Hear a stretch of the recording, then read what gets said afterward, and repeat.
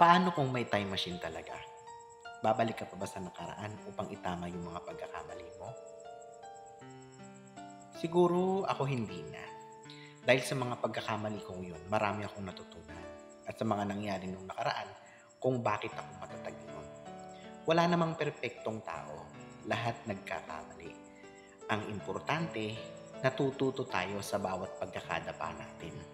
Wala namang masama ang sumilip at magbalik tanaw sa mga pagkakamali natin sa nakaraan upang kunan ito natin ng aral na siyang magagamit natin para sa kasalukuyan.